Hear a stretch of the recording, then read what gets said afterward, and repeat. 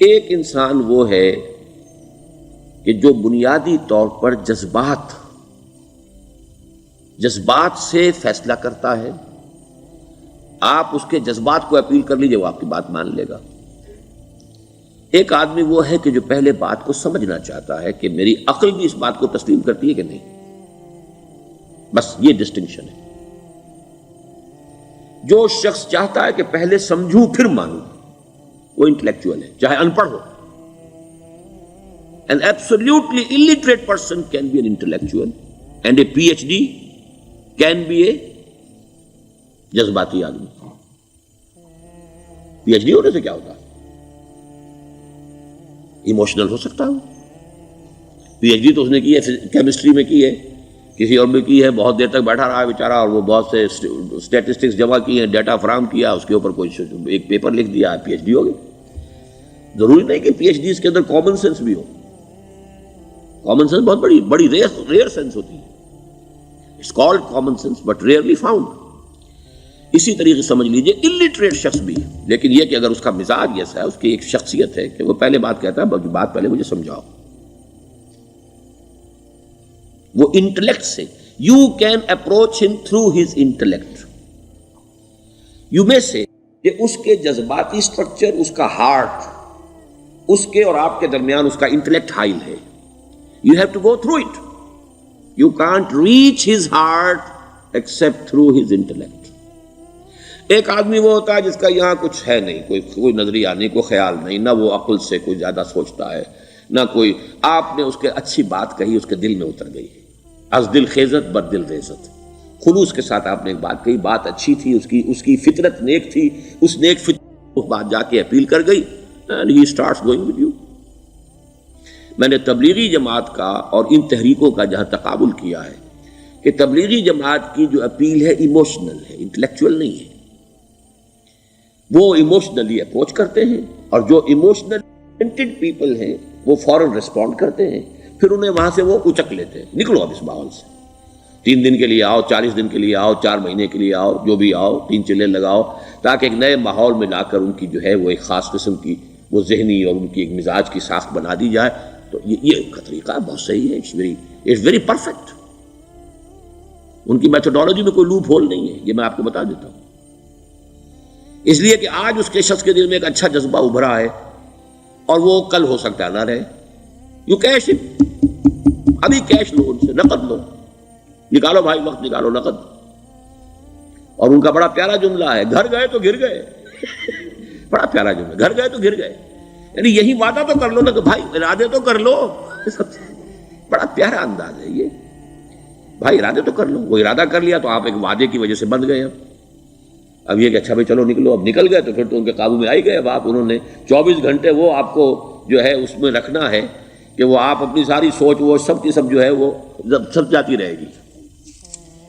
تو یہ اپنی جگہ پر it's a very perfect methodology, لیکن اس کی اپیل لمیٹڈ ہے to emotional people, not to intellectuals. ہاں ان میں ہیں پروفیسرز ہیں، یہ ہیں ڈاکٹرز ہیں، لیکن وہ ضروری نہیں کہ انٹلیکچوئل پروفیشنل ہے. ان کا ایک اپنا ایک سمجھ ہے، اس میں کام کرتے ہیں. تو یہ جو ایٹیچیوڈ ہے کہ ذہن کے راستے سے اپروچ کرنا، اسی لیے قرآن کی اپیل کیا ہے؟ افلا تعقلون، افلا یعقلون، افلا تذکرون. ساری باتیں عقل سے کہا. ابھی میں نے جیسا کہ آپ کو بتایا، قرآن تو یہ کہتا ہے کہ بغیر یا تو عقل سے بات مانی جائے گی، اور یا قرآن کی بات مانی جائے گی، یا رسول کی بات مانی جائے گی. العلم علمان ولا تقف ما ليس لك به علم ان السمع والبصر والفؤاد كل اولئك كان عنه مسؤولا. کسی ایسی چیز کی پیروی نہ کرو جس کے لیے تمہارے پاس علم نہیں. علم 2 ہے، یا آپ کو اپنے حواس کے ذریعے سے علم حاصل ہوا ہے، عقل سے حاصل ہوا ہے، اور یا پھر یہ کہ وہی سے حاصل. تو یہ ہے اصل میں کسی بھی انقلابی تحریک کے لیے جو پہلا نیوکلیس بنتا ہے وہ انٹلیکچوئلز کا ہوتا ہے. پھر یہ کہ وہ چیز جو ہے عام لوگوں کے اندر بھی نیچے اترتی ہے. اس کے بعد جو فائنل سٹیج ہوتی ہے اس میں تو آپ کو عوام کو موٹیویٹ کرنا پڑے گا. اب وہ وہاں انٹلیکچوئل اپیل نہیں چلے گی، وہاں پھر ایموشنل اپیل چلے گی. لیکن وہ کب چلے گی؟ جبکہ ایک مضبوط جماعت ایسی پیدا ہو چکی ہو کہ جو سمجھ کر آئی ہو، علی وجہ البصیرت مان رہی ہو چل رہی ہو اپنی دونوں آنکھیں کھول کر چل رہی ہو، پھر ڈسپلنڈ ہو، پھر جو کچھ کہہ رہی ہے وہ کر بھی رہی ہو. ایسی مضبوط جماعت ہوگی تو ایک عوامی جو ہے کوئی تحریک اٹھا کر اسے کنٹرول کر سکتی ہے، اسے ایک ڈائریکشن کے اندر رکھ سکتی ہے. ورنہ عوامی تحریک کو کوئی کر سکتا ہے؟ عوامی تحریک خود بخود بھی دائیں بائیں کسی طرف بڑھ جائے گی. جوش اور جذبات کے اندر تو پھر انسان جو ہے وہ پھر ادھر سے ادھر نکل جاتا ہے، پھر وہ حد اعتدال پر نہیں رہتا. اس کو کنٹرول کرنے کے لیے جیسے ریڑھ کی ہڈی ہے انسان کے جسم میں، وہ جب تک کھڑی ہے میرا پورا پوسچر کھڑا ہے، اگر اس میں سے کوئی ایک منکا بیٹھ گیا تو کوب نکل آئے گی انسان کی. تو وہ ریڑھ کی ہڈی جو ہے وہ جماعت ہے، انقلابی جماعت، جو کہ اسلامی انقلاب میں حزب اللہ جو ہم تنظیم اسلامی کے تحت کوشش کر رہے ہیں بنانے کی.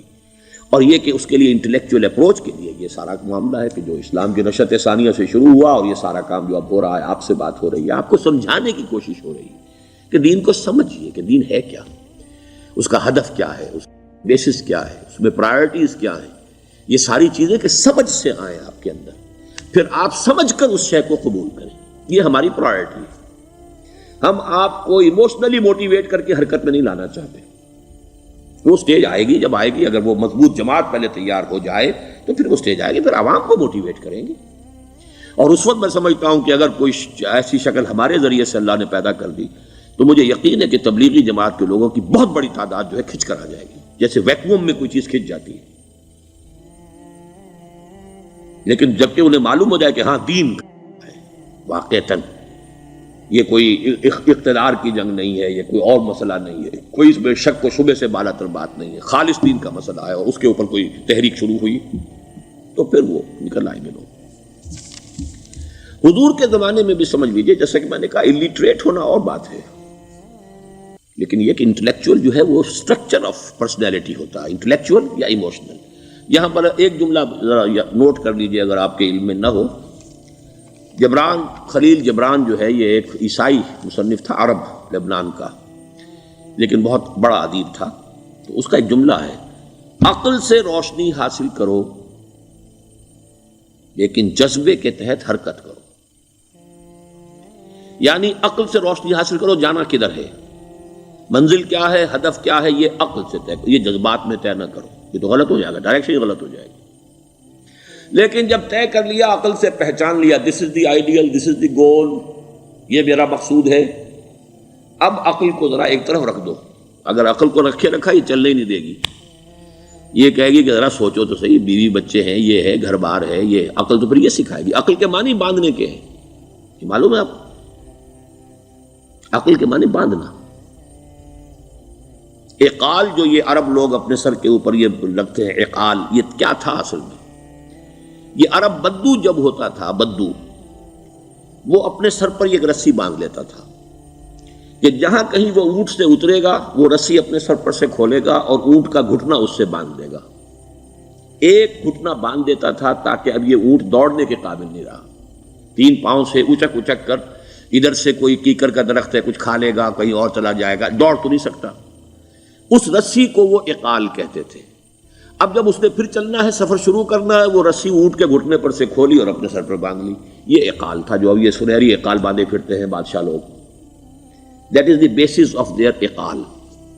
اسی لیے حدیث آتی ہے کہ ایک بدو، ایک عرب باہر سے آئے، اونٹنی کو انہوں نے بغیر باندھے، وہ مسجد نبوی سے باہر حضور نے دیکھا کہ وہ اونٹنی کو انہوں نے باندھا نہیں، اس کا گھٹنا، اور وہ چلے آئے. حضور نے پوچھا کہ تم نے اونٹنی کا گھٹنا کیوں نہیں باندھا؟ انہوں نے عرض کیا کہ میں نے اللہ پر توکل کیا. تو حضور نے فرمایا یہ غلط ہے، اعقلھا ثم توکل، پہلے اس کو باندھ دو پھر توکل کرو. اسباب اور وسائل و ذرائع کا استعمال یہ تم پر لازم ہے، لیکن توکل اس پر نہ کرو، توکل اللہ پر. یہ ہے بیسک جو یعنی بیلنسڈ رائے ہے کہ آپ ایسے بالکل اسباب سے مستغنی ہو جائیں تب بھی غلط بات ہے. آپ do what ever you can do, لیکن یہ کہ اس کے بعد یہ نہ سمجھو کہ میرے اس کرنے سے کچھ ہو جائے گا، یہ میرے وسائل اور ذرائع سے کوئی نتائج نکل آئیں گے، نتیجہ اللہ کے ہاتھ میں. تو اعقلھا ثم توکل، یہ اعقل، عقل کے معنی باندھنا، پہلے باندھو اس کو. تو اگر چلنے میں تو عقل کو ایک طرف رکھ دو. بے خطر کود پڑا آتش نمرود میں عشق، عقل ہے محو تماشائے لبے بام ابھی. عقل تو نہیں اجازت دے سکتی تھی حضرت ابراہیم کو کہ کود جاؤ آگ میں. عقل تو یہی کہتی نا کہ بابا جان خامخواہ دینی ہے، اگر تم اپنے آپ کو بچا لو گے، اس وقت کوئی کوئی ہیلا کر لو، کوئی تھوڑا سا نمرود کی خوشامد کر لو، چھوڑ دے تو پھر اس کے بعد توحید کی دعوت دینا. لیکن یہ کہ زندگی ختم ہو گئی تو توحید کی دعوت کون دے گا؟ عقل تو یہ سکھاتی نا، پٹی پڑھاتی. لیکن بے خطر کود پڑا آتش نمرود میں عشق، عقل ہے محو تماشائے لبے بام ابھی. عقل تو وہیں بیٹھی دیکھ رہی ہے کہ یہ کیا کیا اس نے، یہ jumped, he should not have jumped. تو عقل سے روشنی حاصل کرو، ڈائریکشن کیا ہے، گول کیا ہے، جانا کیا ہے، یہ طے کرو عقل سے. اس میں جذبات کو دخل نہ آنے دو، اور جب چلنا ہے تو اب عقل کو طے کر کے رکھ دو اور اب جذبے کے تحت حرکت کرو. بہت عمدہ جملہ ہے.